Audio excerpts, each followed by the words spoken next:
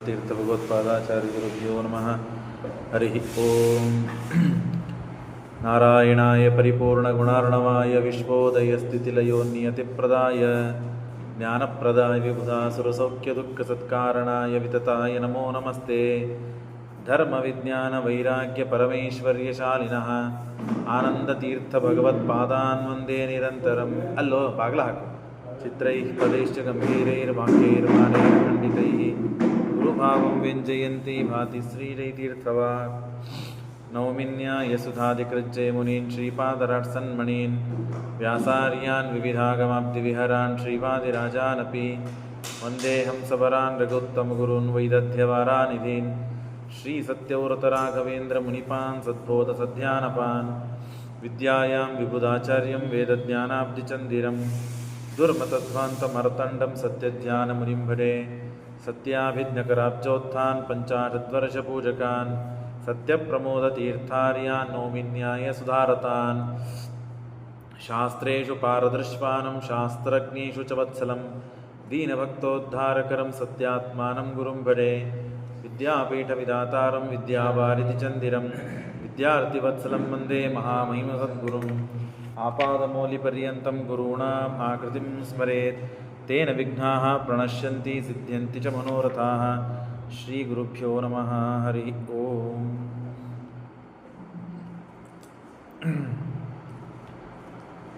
ನಹುಷನಿಂದ ಸಿಕ್ಕಂತಹ ಭೀಮಸೇನ ದೇವರು ಧರ್ಮರಾಜನ ಆ ನಹುಷನ ಪ್ರಶ್ನೆಗೆ ಉತ್ತರವನ್ನು ಕೊಟ್ಟು ತಮ್ಮನ ಮೇಲೆ ಪ್ರೀತಿಯಿಂದ ಸ್ನೇಹದಿಂದ ತಮ್ಮನನ್ನು ಬಿಡಿಸಿಕೊಂಡಿದ್ದಾರೆ.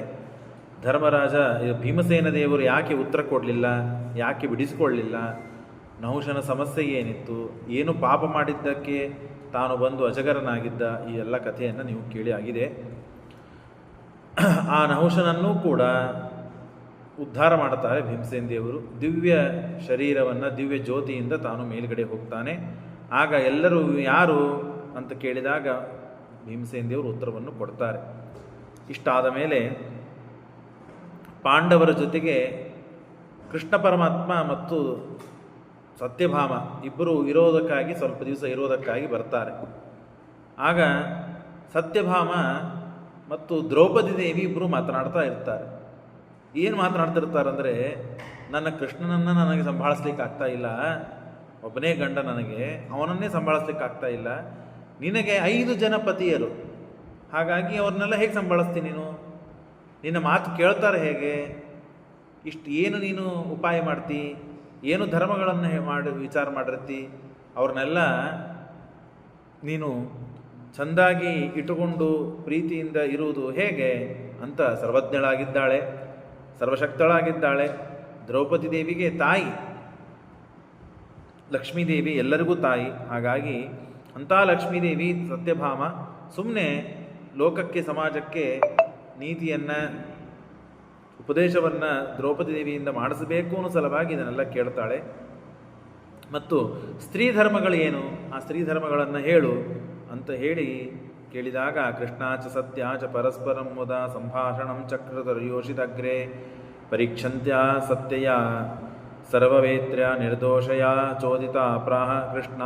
ಹೇಗಿದೆ ನೋಡ್ರಿ, ಜಗತ್ತಿನಲ್ಲಿ ಅತ್ಯುತ್ತಮ ಸ್ತ್ರೀಯರು ಅಂತ ಯಾರೇ ಇದ್ದರೆ ಅದು ಲಕ್ಷ್ಮೀದೇವಿ, ಅವಳ ಮೇಲೆ ಯಾರೂ ಇಲ್ಲ. ಅವ್ರ ತರುವಾಯ ಬರುವುದು ಸರಸ್ವತಿ ಭಾರತಿ. ಅವರಿಬ್ಬರು ಸಂವಾದ ನಡೀತಾ ಇದೆ ಸ್ತ್ರೀ ಧರ್ಮ ಬಗ್ಗೆ. ಸ್ತ್ರೀ ಧರ್ಮಾನಖಿಲಾಂಸ್ತತ್ರ ಸತ್ಯಾಂ ನಿರ್ದೋಷ ಸಂವಿಧಂ ಜ್ಞಾತ್ವಾಪಿ ಕೃಷ್ಣ ಪ್ರೋವಾಚ ಲೋಕಶಿಕ್ಷಾರ್ಥಮೇವತು. ಲೋಕ ಶಿಕ್ಷಣೆಗಾಗಿ ಇದನ್ನೆಲ್ಲ ಸ್ತ್ರೀ ಧರ್ಮಗಳನ್ನು ತಾನು ಹೇಳ್ತಾಳೆ. ಸತ್ಯಭಾಮೆ ಮುಂದೆ ಅನುವಾದ, ಜಗತ್ತಿಗೆ ಮತ್ತು ಉಪದೇಶ. ಕ್ರೀಡಾರ್ಥಮೇವ ವಚನಂ ಜ್ಞಾತ್ವಾ ಸತ್ಯ ಸಮೀರಿತಂ ತಸ್ಯಾನುಸಾರ ವಾಕ್ಯಾನಿ ತತ್ಪ್ರೀತ್ಯ ಏವ ಸಾಬ್ರವೀ ತತಃ ಕತಿಪಯಾನಿ ನಿರುಷ್ಯಾತ್ರ ಜನಾರ್ದನಃ ಯೋ ಸವಾರ್ಯಸ್ವಪುರೀಂ ಪಾಂಡವಾನ್ ಅನುಮಾನ್ಯ ಚ. ಆಗ ಇಷ್ಟು ಆಗಿದೆ. ಆದಾಗ ಎಲ್ಲರೂ ಬೇರೆ ಬೇರೆ ತಮ್ಮ ಕೆಲಸದಲ್ಲಿ ತೊಡಗಿದ್ದಾರೆ. ಆಗ ದ್ರೌಪದಿ ದೇವಿ ಮಾತ್ರ ಒಬ್ಬಳೇ ಮನೆಯಲ್ಲಿ ಇದ್ದಾಳೆ. ಆಗ ಜಯದ್ರಥ ಮತ್ತು ಕೋಟಿಕಾಶ್ಯನ ಮದುವೆ. ಆ ಕೋಟಿಕಾಶ್ಯನ ಮದುವೆಗಾಗಿ ಜಯದ್ರಥ ಒಂದು ಕಡೆಯಿಂದ ಒಂದು ಕಡೆಗೆ ಹೊರಟಿದ್ದಾರೆ. ಮಧ್ಯದಲ್ಲಿ ಈ ಅರಣ್ಯ ಬಂತು, ಈ ವನ ಬಂತು. ಎಲ್ಲಿ ಪಾಂಡವರು ಇದ್ದಾರೋ ಅಲ್ಲಿ ಆ ವನ ಬಂತು. ಅಲ್ಲಿ ನೋಡಿದರೆ ದ್ರೌಪದಿ ದೇವಿ ಒಬ್ಬಳೇ ಇದ್ದಾಳೆ. ಹಾಗಾಗಿ ವ್ರಜನ್ ವಿವಾಹರ್ತಮಸೋ ನಿಶಾಮ್ಯ ಕೃಷ್ಣಾಂ ಕೋಟಿಂ ಪ್ರೇಷಯಿತ್ವೈವ ಕಾರ್ಶ್ಯಂ ಆಯಾಹಿ ಮಾಂ ಇತ್ಯವತ್ಸು ಪಾಪಸ್ತಸ್ಯ ನಿರಸ್ತೋ ಜಗುರಹೇ ಕರೇಚ. ಆಗ ಆ ಕೋಟಿಕಾಶ್ಯ ಮತ್ತು ಜಯದ್ರಥ ಇಬ್ಬರೂ ವಿಚಾರ ಮಾಡಿ ಇವಳನ್ನು ಎತ್ತುಕೊಂಡು ಹೋಗಬೇಕು, ದ್ರೌಪದಿಗೆ ತೊಂದರೆ ಕೊಡಬೇಕು ಅಂತ ಹೇಳಿ ತಯಾಧೃತೋ ನಿಪಪಾತಾಶು ಭೂಮೋ ಪುನಶ್ಚ ಸಂಜ್ಞೋ ಅಭ್ಯುಪತ್ ವಿಲಜ್ಜ. ಆಗ ಧೌಮ್ಯಾಚಾರ್ಯರು ಅಲ್ಲಿದ್ದಾರೆ. ಅವರು ಮತ್ತು ಪಾಂಡವರ ಹಿತವನ್ನು ಬಯಸುವರು, ಪಾಂಡವರಿಗೆ ಪುರೋಹಿತರು. ಹಾಗಾಗಿ ಆ ಧೌಮ್ಯಾಚಾರ್ಯರು ಏನು ಮಾಡಿದರು, ಈ ದ್ರೌಪದಿ ದೇವಿಗೆ ಆಗುವ ಅವಮಾನ, ದ್ರೌಪದಿ ದೇವಿಗೆ ಆಗುವಂತಹ ಪೀಡೆ ತಡೆದುಕೊಳ್ಳದೇನೆ, ನೋಡ್ಲಿಕ್ಕೆ ಸಹನೆ ಆಗದೇನೆ ಭೀಮನನ್ನು ಜೋರಾಗಿ ಕೀರಿಸ್ತಾರೆ. ಭೀಮ ಎಲ್ಲಿದ್ದಿ, ಭೀಮ ಬಾ ಬಾ ಅಂತ. ಸಮಾರೋಹತ್ಸ ಇಂದವಸ್ಸೇವ ಯಾನಂ ಸುಖಂ ನ ಯಾಸೀತಿ ಸಮೀರಯಿತ್ವಾ ತದಾ ನಿಮಿತ್ತ ನಿಶಾಮ್ಯರ ಪಾರ್ಥಾ ಸಮಾಯುಹು ತ್ವರಯೈವಾಶ್ರಮಾಯ. ಆಗ ಎಲ್ಲ ಪಾಂಡವರು ಅಂದರೆ ಭೀಮಸೇನ ಮೊದಲಾದವರು ಎಲ್ಲರೂ ಕೂಡ ತಾವೆಲ್ಲರೂ ಬರ್ತಾರೆ. ಆಕ್ರೋಶಮಾನಂ ಭೀಮಸೇನೇತಿ ಧೌಮ್ಯಂ. ಬೇರೆಯವರನ್ನೇ ಯಾರನ್ನು ಕೆರಿಸಲಿಲ್ಲ, ಅವರು ಭೀಮನನ್ನೇ ಕೆರಿಸಿದರು ಧೌಮ್ಯಾಚಾರ್ಯರು. ಆವಾಗ ತಸ್ಯಾಗ್ರೇ ಸೈಂಧವಂ ಚಾತಿ ಪಾಪಂ. ಆಗ ಈ ದುಷ್ಟತನ ಮಾಡುವಂತಹದ್ದನ್ನು ನೋಡಿ ಭೀಮಸೇನ ದೇವರು ಬಹಳ ಸಿಟ್ಟಿಗೆ ಬಂದು ಅವನನ್ನು ಹೊಡಿತಾರೆ, ಚೆನ್ನಾಗಿ ಥಳಿಸ್ತಾರೆ. ಸಳಿಸಿ ಚಕ್ರನಾದ ಸಿಂಹವತ್ ಪಾಂಡುಪುತ್ರ ದುಷ್ಟ್ವಾ ಕೃಷ್ಣ ಚಾವದತ್ ರಥಾತ್ತದ ಧೌಮ್ಯೇನ ಸಾರ್ಧಂ. ಆಗ ಕೋಟಿಕಾಶನನ್ನು ಕೊಂದೇ ಹಾಕ್ತಾರೆ ಭೀಮಸೇನ ದೇವರು. ಅಗ್ರೇ ಕೃಷ್ಣಾಂ ಯೋವದತ್ ಸಿಂಧುರಾಜಂ ಯಾಹೀತಿ ತಂ ಕೋಟಿಕಾಶ್ಯಂ ಸುಪಾಪಂ. ಪಾಪ ಮದುವೆಗಾಗಿ ಅಂತ ಹೊರಟಿರ್ತಾರೆ. ಇಲ್ಲಿ ಸುಳ್ಳೆ ದ್ರೌಪದಿ ದೇವಿ ಮೇಲೆ ಹಲ್ಲೆ ಮಾಡಲಿಕ್ಕೆ ಹೋಗಿ ಪಾಪವನ್ನು ಮಾಡಿ ಆ ಭೀಮಸೇನ ದೇವರಿಂದ ಸತ್ಯ ಹೋಗ್ತಾನೆ. ಇವನನ್ನು ಓಡಿಸ್ತಾರೆ, ಹೊಡೆದು ಚೆಂದಾಗಿ ಪಂಚಚೂಡನನ್ನು ಮಾಡ್ತಾರೆ. ಪಂಚಚೂಡನನ್ನು ಮಾಡಿ ಹೊಡೆದು ಕಳಿಸ್ತಾರೆ. ಪದ್ಭ್ಯಾಂ ಧಾವಂತಂ ಭೀಮಸೇನೋ ನಿಗೃಚ್ಯ ದತ್ವಾ ಪ್ರಹಾರಂ ವೃಷಂ ತಮಾರ್ಥಂ. ಆದಾಯ ದ್ರೌಪದಿ ದೇವಿಗೆ ಪೀಡೆ ಕೊಡ್ತೀಯ ಮೂರ್ಖ ಅಂತ ಹೇಳಿ ಅವನನ್ನು ಚೆನ್ನಾಗಿ ಬಡಿತಾರೆ. ಬಡಿದಾಗ ಅವನು ಅಲ್ಲಿಂದ ಓಡಿ ಹೋಗ್ತಾನೆ. ಓಡಿ ಹೋಗಿ ಸಿಟ್ಟಿನಿಂದ ತಪಸ್ಸಿಗೆ ಹೋಗ್ತಾನೆ. ಮುಂದೆ ಹೇಳ್ತಾರೆ ಅದನ್ನು. ಆಗ ದಾಸೋ ದ್ರೌಪದ್ಯ ಅಹಮಿತ್ತೇವ ವಾಕ್ಯೇ ತೇನೇ ಹೋಗ್ತಾ ಭೀಮಸೇನೋ ಮುಚ್ಚತ. ಭೀಮಸೇನ ದೇವಿಂದ ಮತ್ತೆ ಪುನಃ ದ್ರೌಪದಿ ದೇವಿ ರಕ್ಷಿತಳಾಗ್ತಾಳೆ, ಯಾವ ತೊಂದರೆ ಒಳಗಾಗುವುದಿಲ್ಲ. ಆಗ ಮಾರ್ಕಂಡೇಯರು ಬರ್ತಾರೆ. ವನಪರ್ವ, ಮಹಾಭಾರತ ವನಪರ್ವದಲ್ಲಿ ಮಾರ್ಕಂಡೇಯರಿಗೂ ಮತ್ತು ಪಾಂಡವರಿಗೆ ಆದ ಸಂವಾದ ಅತೀ ಮಹತ್ವದ ತತ್ವಗಳನ್ನು ಉಪದೇಶ ಮಾಡುತ್ತಾರೆ ಮಾರ್ಕಂಡೇಯರು. ಅನೇಕ ಕಥೆಗಳು. ಧರ್ಮರಾಜ ಬಹಳ ದುಃಖಿತನಾಗಿಬಿಡ್ತಾನೆ. ನನ್ನಿಂದ ನಮ್ಮ ತಮ್ಮಂದರಿಗೆ, ನನ್ನ ಹೆಂಡತಿಗೆ ಬಹಳ ತೊಂದರೆ ಆಯಿತು, ನನ್ನಷ್ಟು ಕಷ್ಟ ಜಗತ್ತಿನಲ್ಲಿ ಯಾರಿಗೂ ಇಲ್ಲ, ಹಾಗೆ ಹೀಗೆ ಅಂತ ಬಹಳ ನೊಂದು ತಾನು ಹೇಳಿದಾಗ ಮಾರ್ಕಂಡೇಯರಿಗೆ ಎಲ್ಲ ಮಹಾಮಹಾನುಭಾವರ ಚರಿತ್ರೆಯನ್ನು ಹೇಳ್ತಾರೆ. ನೀನಷ್ಟೇ ದುಃಖಿತನಾದವನಲ್ಲಪ್ಪ, ನಿನಗೆಷ್ಟೇ ಇಷ್ಟು ಕಷ್ಟ ಬಂದಿದೆ ಅಂತ ತಿಳಿಬೇಡ. ದೇವರ ಅನುಗ್ರಹದಿಂದ ನಿನಗೆ ಏನೋ ಕಷ್ಟ ಬಂದರೂ ಎಲ್ಲ ಸುಖವಾಗಿ ಸಮೃದ್ಧಿಯಿಂದ ಇದ್ದಿ, ಇನ್ನು ಹೆಚ್ಚಿನ ಕಷ್ಟಗಳನ್ನು ಅನುಭವಿಸಿದ್ದಾರೆ ಅಂತ ಹೇಳಿ ನಲರಾಜನ ಚರಿತ್ರೆ ಹೀಗೆ ಎಲ್ಲ ಮಾರ್ಕಂಡೇಯರು ವನಪರ್ವದಲ್ಲಿ ಹೇಳಿದ್ದುಂಟು.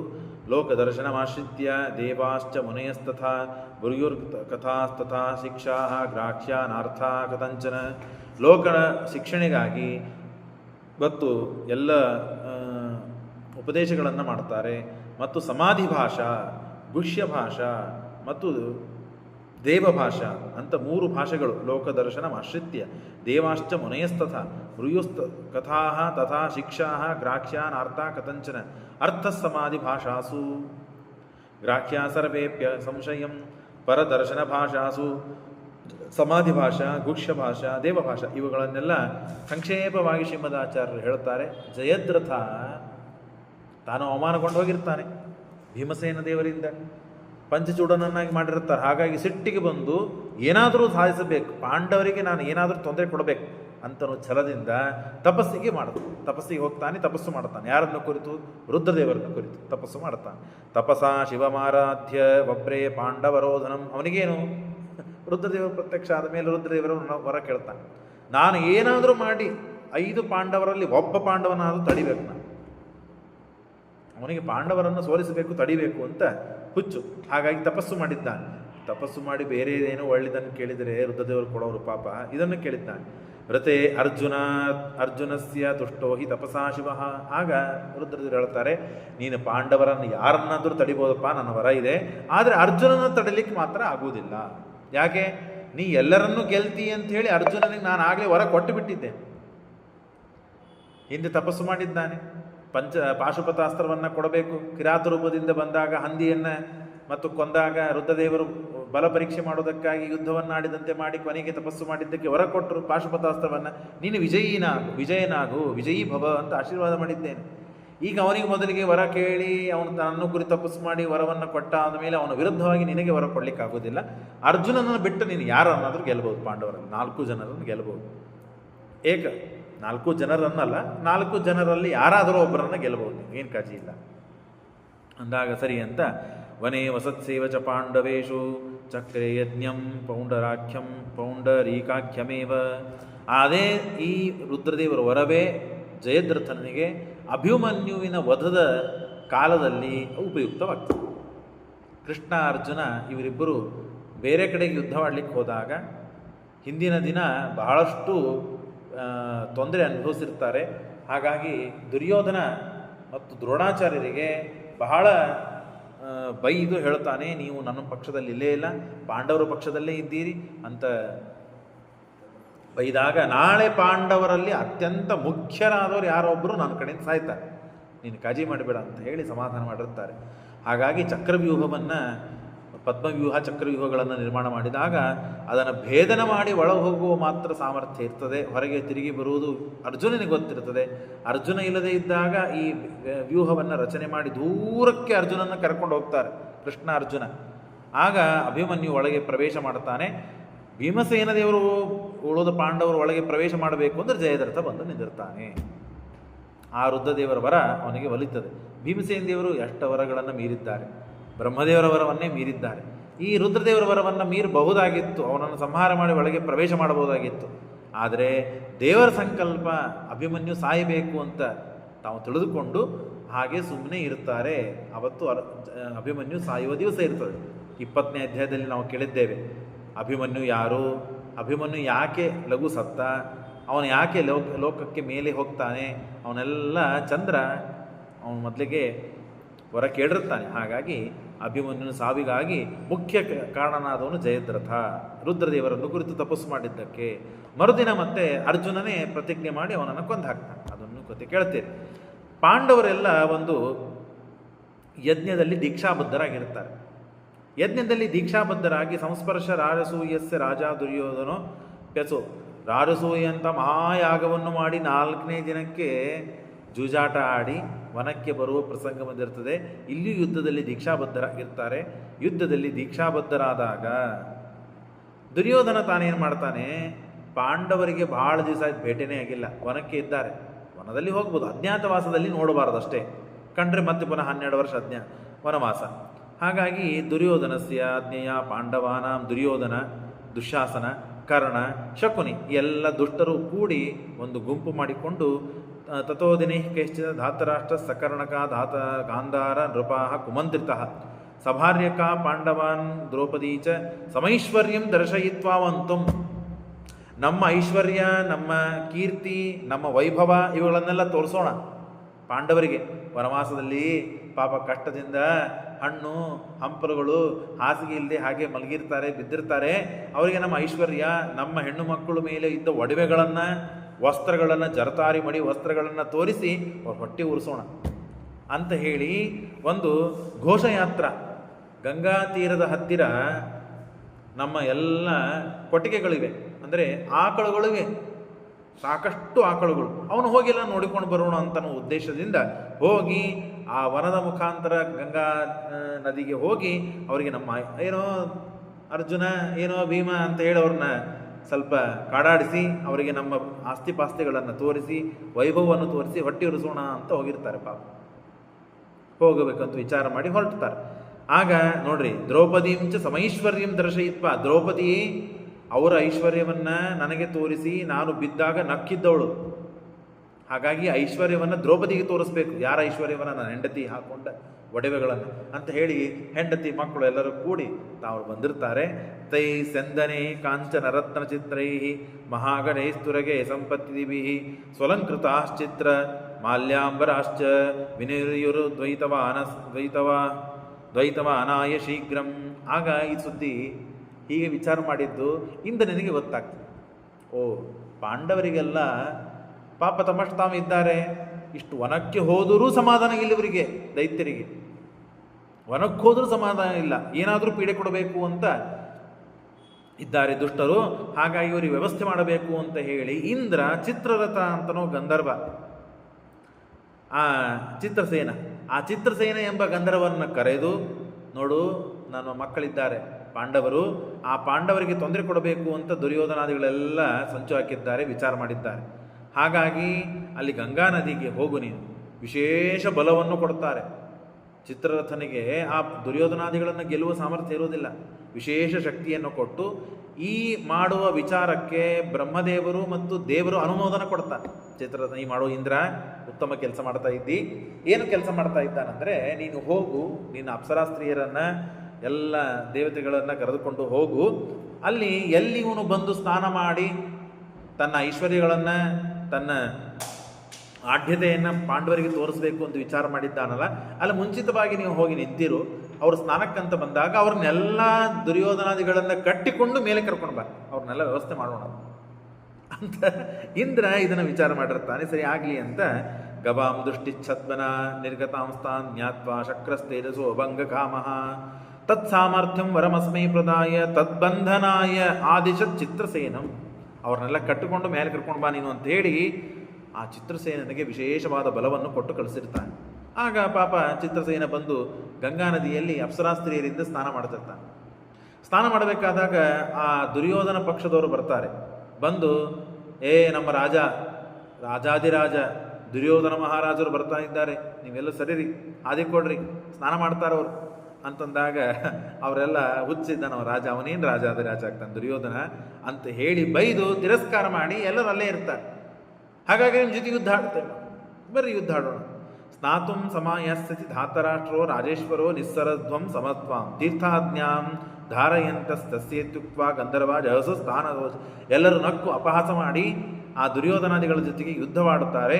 ಯುದ್ಧವಾಡಿ ನಮಾನುಷಾಣಾಮಪಿ ಚಕ್ರವರ್ತಿನ ಕಿಮಲ್ಪಸಾರಸ್ಯ ಯೋಧನಸ್ಯ, ಇವನೇನು ಸುಯೋಧನ, ಇವನೇನು ನನ್ನ ಜೊತೆಗೆ ಯುದ್ಧ ಆಡ್ತಾನೆ ಅಂತ ಹೇಳಿ ಮುಹೂರ್ತ ಮಾಸಿ ತೇಜೋಭಂಗಂ, ಎಲ್ಲರ ದುರ್ಯೋಧನಾದಿಗಳನ್ನು ಮದನ ಮಾಡಿಕೊಂಡು ತೇಜಸ್ಸನ್ನು ಭಂಗ ಮಾಡಿಬಿಡ್ತಾರೆ.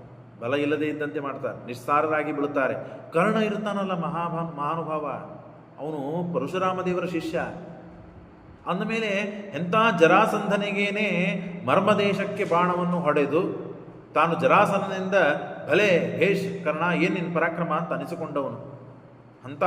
ಮತ್ತು ಜರಾಸಂಧ ಕರ್ಣ, ಆ ಕರ್ಣ ಏನಾಯಿತು ಅಂದರೆ ಅವನು ಸ್ಪರ್ಧೆಯಿಂದ ಯುದ್ಧವಾಡುತ್ತಾನೆ. ಸ್ಪರ್ಧೆಯಿಂದ ಯುದ್ಧವಾಡಿದಾಗ ನಿನಗೆ ಯಾವ ಅಸ್ತ್ರಶಸ್ತ್ರಗಳು ಕೆಲಸಕ್ಕೆ ಬಾರದು ಅಂತ ಶಾಪ ಕೊಟ್ಟಿರ್ತಾರೆ ಪರಶುರಾಮ ದೇವರೇ. ತಾನು ಸುಳ್ಳು, ನಾನು ಬ್ರಾಹ್ಮಣ ಅಂತ ಕ್ಷತ್ರಿಯ ಬ್ರಾಹ್ಮಣ ವೇಷದಿಂದ ಬಂದು ಅಲ್ಲಿ ಮತ್ತೆ ಯುದ್ಧವನ್ನು ಅಂದರೆ ಅಸ್ತ್ರಶಸ್ತ್ರಗಳನ್ನು ಕಲ್ತಿದ್ದಕ್ಕೆ ಕೊನೆಗೆ ಗೊತ್ತಾಗಿ ಶಾಪ ಕೊಡ್ತಾರೆ. ಆ ಶಾಪ ಇಲ್ಲಿ ಸ್ಪರ್ಧೆಯಿಂದ ನೀನು ಎಲ್ಲಾದರೂ ಗೆಲ್ಬೋದು, ಯಾರ ಜೊತೆಗಾದರೂ ಗೆಲ್ಬೋದು, ಸ್ಪರ್ಧೆಯಿಂದ ಆಡಿದರೆ ಯಾರ ಜೊತೆನೂ ಗೆಲ್ಲಕ್ಕೆ ಸಾಧ್ಯ ಇಲ್ಲ ನೀನು ಅಂತ ಶಾಪ ಕೊಟ್ಟಿದ್ದಕ್ಕಾಗಿ ಕರ್ಣೋ ನಾಶಕತ್ ವಚನಾತ್ ಭಾರ್ಗವಸ್ಯ ರಾಮಸ್ಯ ನಿತ್ಯಾಮಿತ ಸದ್ಗುಣವಸ್ಯ. ಆ ಕರ್ಣನನ್ನು ಓಡಿಸಿ ಕಳಿಸಿಬಿಡುತ್ತಾರೆ.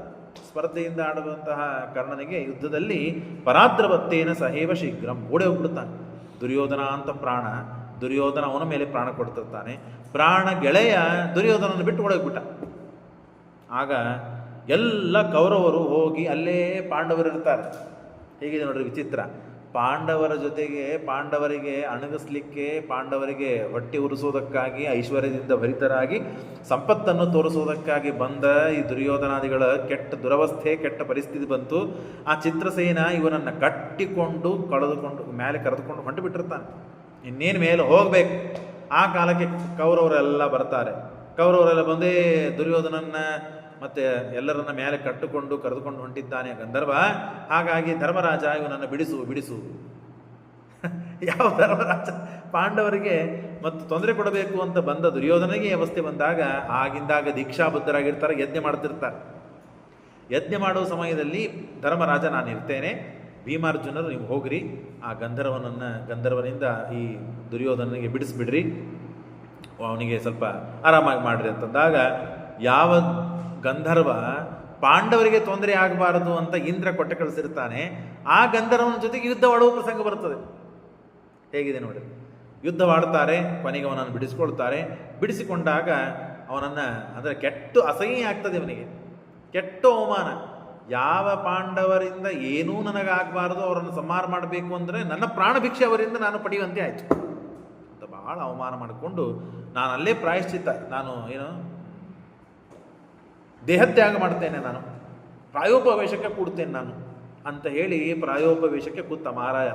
ಕರೀತಾರೆ, ನಾನು ರಾಜ್ಯಕ್ಕೆ ಬರುವುದಿಲ್ಲ, ನಾನು ಬದುಕಿದ್ದೇನು ಪ್ರಯೋಜನ, ಹಾಗೆ ಹೀಗೆ ಅಂತ ಹೇಳಿ ದುರ್ಯೋಧನ ಅಸಮಾಧಾನ ಮಾಡಿಕೊಂಡು, ಅಲ್ಲೇ ನನಗೆ ಐಶ್ವರ್ಯ ರಾಜ್ಯ ಇದ್ದೇನು ಪ್ರಯೋಜನ, ನಾನು ನನ್ನ ಶತ್ರುಗಳಿಂದ ನನ್ನನ್ನು ನಾನು ಬದುಕಿಸಿಕೊಳ್ಳುವಂತೆ ಆಯಿತು ಅಂತ ಹೇಳಿ ತಾನು ಬಹಳ ದುಃಖದಿಂದ ಅಲ್ಲಿ ಒದ್ದಾಡ್ತಾ ಇರ್ತಾನೆ. ಆಗ ರಾತ್ರೋರಾತ್ರಿ ಎಲ್ಲ ದೈತ್ಯರು ಕೂಡ್ತಾರೆ. ದೈತ್ಯರು ಕೂಡಿ ಆ ದುರ್ಯೋಧನನ್ನ ಭೂಲೋಕದಲ್ಲಿ ಭೂಮಿ ಮೇಲೆ ಇದ್ದ ದುರ್ಯೋಧನನ್ನ ಪಾತಾಳಕ್ಕೆ ಕರ್ಕೊಂಡು ಹೋಗ್ತಾರೆ. ಇದೇ ದುರ್ಯೋಧನ ಪಾತಾಳಕ್ಕೆ ಕರ್ಕೊಂಡು ಹೋಗಿ ಒಂದು ದೊಡ್ಡ ಮೀಟಿಂಗಲ್ಲಿ, ಏನೋ ದುರ್ಯೋಧನ ಏನಂತಿ, ಸಾಯ್ತಿ, ಮತ್ತು ಪ್ರಾಯೋಪವೇಶ ಮಾಡ್ತಿ, ಹಂಗೆ ಮಾಡ್ತೀನಿ ಹಿಂಗೆ ಮಾಡ್ತೀನಿ ಅಂತ ಹೇಳ್ತಾ ಇದ್ದಿ, ನಿನ್ನನ್ನೇ ಮುಖಂಡ ಮಾಡಿಕೊಂಡು ನಿನ್ನ ಮೇಲೆ ವಿಶ್ವಾಸ ಇಟ್ಟುಕೊಂಡು ಎಲ್ಲ ದೇವತೆಗಳನ್ನು ಕೊಂದು ನಮ್ಮ ಸ್ವರಾಜ್ಯವನ್ನು ಸ್ಥಾಪನೆ ಮಾಡಬೇಕು ಅಂತ ನಾವು ಕೂತಿದ್ದೇವೆ. ನೀನೇ ಹೀಗಾದರೆ ನಮ್ಮ ಪರಿಸ್ಥಿತಿ ಏನು? ನೀನಂದ್ರೆ ಯಾರದ್ದು ತಿಳ್ಕೊಂಡೆ? ಸಾಮಾನ್ಯ ನೀನು. ರುದ್ರದೇವರು ಪಾರ್ವತಿ ದೇವಿ ಇಬ್ಬರು ಕೂಡಿ ನಿನ್ನ ದೇಹ ನಿರ್ಮಾಣ ಮಾಡ್ಯಾರ. ನೀನು ವಜ್ರಕಾಯಕ್ಕೆ ನೀನು ಅರ್ಧ ಭಾಗ ರುದ್ರದೇವರು ನಿರ್ಮಾಣ ಮಾಡ್ಯಾರ, ಇನ್ನೊಂದು ಅರ್ಧ ಭಾಗ ಮತ್ತು ಪಾರ್ವತಿ ದೇವಿ ನಿರ್ಮಾಣ ಮಾಡಿದ್ದಾಳೆ. ಹಾಗಾಗಿ ವಜ್ರ ವಿಜ್ಞಾಯ ಮಂತ್ರಂ, ಆ ಶುಕ್ರಾಚಾರ್ಯರು ಕೊಟ್ಟ ಮಂತ್ರ ಇದೆ.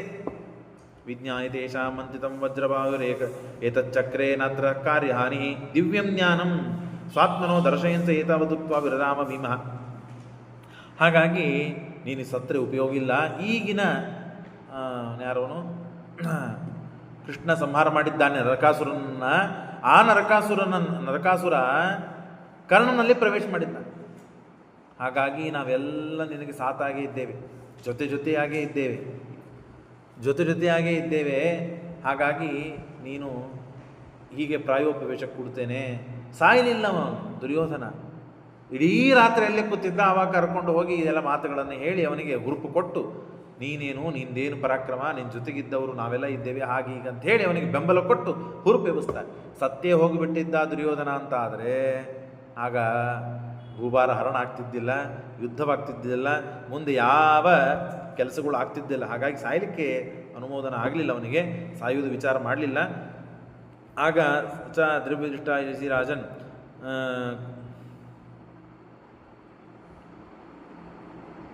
ಆಗ ಮೇಲೆ ಬಂದು ಹುರುಪಿನಿಂದ, ನಾನು ರಾಜ್ಯಕ್ಕೆ ಬರುವುದಿಲ್ಲ, ರಾಜ್ಯದ ಮೇಲೆ ಕೊಡುವುದಿಲ್ಲ, ನಾನು ಇಲ್ಲೇ ಇರ್ತೇನೆ ಕಾಡಿನಲ್ಲಿ ಅಂತ ಅಂದ ದುರ್ಯೋಧನ ಮರುದಿನ ರಾಜ್ಯಕ್ಕೆ ಬಂದುಬಿಟ್ಟ. ಅವರೆಲ್ಲ ಹೇಳಿ ಹುರುಪು ಕೊಟ್ಟರಲ್ಲ, ಮತ್ತೆ ತಮ್ಮ ಪಕ್ಷದವರು ಎಲ್ಲರೂ ಕೂಡಿ ಅಕ್ರಾಳ ಸಕಾಳ ಮುಖ ಮಾಡಿಕೊಂಡಿದ್ದರು. ಅವರೆಲ್ಲರೂ ಕೂಡ ಮತ್ತೆ ದುರ್ಯೋಧನಿಗೆ ಹುರುಪು ಕೊಟ್ಟು, ನಾವು ನಿಮ್ಮ ಜೊತೆಗಿದ್ದೇವೆ, ನಿನ್ನಿಂದಲೇ ನಮ್ಮ ಜೀವನ ಉದ್ಧಾರ, ಹಾಗೀಗೆಲ್ಲ ಹೇಳಿದ್ದಕ್ಕೆ ಆಯಿತು ಅಂತ ಹೇಳಿ ಮೇಲೆ ಬಂದು ದುರ್ಯೋಧನ ಮತ್ತೆ ಪುನಃ ರಾಜ್ಯದಲ್ಲಿ ಇದ್ದಾನೆ. ಈ ಕಡೆಗೆ ಭೀಮಸೇನ ಅರ್ಜುನ ಹೋಗಿ, ಇಲ್ಲ ಅಣ್ಣ, ಅವನಿಗೆ ಹೀಗೆ ಅವನಿಂದ ಅಪಚಾರ ಆಗಿತ್ತು ಗಂಧರ್ವರಿಗೆ, ಹಾಗಾಗಿ ಆ ಗಂಧರ್ವರವನ್ನು ಹಿಡಿದುಕೊಂಡು ಕರ್ಕೊಂಡು ಹೋಗಬೇಕು ಅಂತ ವಿಚಾರ ಮಾಡಿದ್ರು. ಹಾಗಾಗಿ ನೀನು ಹೇಳಿದ್ದಕ್ಕೆ ಅವನನ್ನು ಬಿಡಿಸಿಕೊಂಡು ಬಂದಿದ್ದೇವೆ ಅಂತ ಹೇಳಿ ಭೀಮಾರ್ಜುನರು ಧರ್ಮರಾಜನ ಮುಂದೆ ಹೋಗಿ ರಿಪೋರ್ಟ್ ಕೊಟ್ಟಿದ್ದಾರೆ. ಆಗಲಿ ಅಂತ ಹೇಳಿ ನೋಡ್ರಿ ಹೇಗಿದೆ ಧರ್ಮರಾಜನ ಮನಸ್ಸು, ಸಜ್ಜನರ ಮನಸ್ಸು ಹೇಗಿರ್ತದೆ, ನಮ್ಮ ಕರ್ಮಾನುಸಾರವಾಗಿ ನಮಗೆ ಫಲ ಸಿಗ್ತಿರ್ತದೆ. ಹಾಗಾಗಿ ಇನ್ನೊಬ್ಬರನ್ನು ದೂಷಣೆ ಮಾಡಿ ಏನು ಮಾಡೋದಿದೆ? ದುರ್ಯೋಧನಿಗೆ ಆಪತ್ತು ಬಂದಿದೆ, ಅವನು ನಮ್ಮ ತಮ್ಮನೇ, ಹಾಗಾಗಿ ಅವನನ್ನು ರಕ್ಷಣೆ ಮಾಡಬೇಕು ಅಂತ ಹೇಳಿ ಯಾರಿಂದ ಇಷ್ಟು ಕಷ್ಟದಲ್ಲಿ ಇದ್ದಾರೋ ಅವನನ್ನು ರಕ್ಷಣೆ ಮಾಡಬೇಕು. ಭೀಮಸೇನ ದೇವರು ಹೋದದ್ದು ಯಾಕೆ ಅಂದರೆ, ಇವು ದುಷ್ಟ ಸತ್ತ ಅಂತಂದರೆ ಇವನನ್ನು ಎಳ್ಕೊಂಡು ಹೋಗ್ಬಿಟ್ರೆ ಇವನ ಜೊತೆಗಿದ್ದವ್ರು 100 ಮಂದಿ ಬದುಕಿಬಿಡ್ತಾರೆ, ಇವನ ಜೊತೆಗೆ ಎಲ್ಲರೂ ಸಾಯಬೇಕು ಅಂತೇಳಿ ಭೀಮಸೇನ ದೇವರು ಅವನನ್ನು ರಕ್ಷಣೆ ಮಾಡಿ ಕರ್ಕೊಂಡು ಬಂದರು. ಚಿತ್ರಸೇನ ಗಂಧರ್ವನು ಕೂಡ ಬಿಟ್ಟ. ಅನಂತರದಲ್ಲಿ ಇಡೀ ಭೂಭಾರ ಹರಣವಾಗ್ತದೆ. ಹಾಗಾಗಿ ಆ ಉದ್ದೇಶದಿಂದ ಭೀಮ ಅವನನ್ನು ರಕ್ಷಣೆ ಮಾಡಿದ್ದು ಹೊರತು ಅವನ ಮೇಲೆ ಪ್ರೀತಿ ಇತ್ತು, ಗೌರವ ಇತ್ತು, ಧರ್ಮರಾಜನ ಮಾತನ್ನು ಕೇಳಬೇಕು ಅಂತನ್ನೋದಿತ್ತು, ಹಾಗೆಲ್ಲ ಇಲ್ಲ. ಧರ್ಮ ಎಲ್ಲಿದೆ, ಮುಂದೆ ಏನಾಗಬೇಕಾಗಿದೆ, ಕೃಷ್ಣನ ಮನಸ್ಸು ಏನಿದೆ, ಯಾಕೆ ಭೂಮಿ ಮೇಲೆ ಅವತಾರ ಮಾಡಿದ್ದಾರೆ, ಇದನ್ನೆಲ್ಲ ಅರ್ಥ ಮಾಡಿಕೊಂಡು ನಾವು ಬಿಟ್ಟಿದ್ದು ಅಂತ ಹೇಳ್ತಾ ಇದ್ದಾರೆ. ಶ್ರೀಕೃಷ್ಣ ಅರ್ಪಣಮಸ್ತು.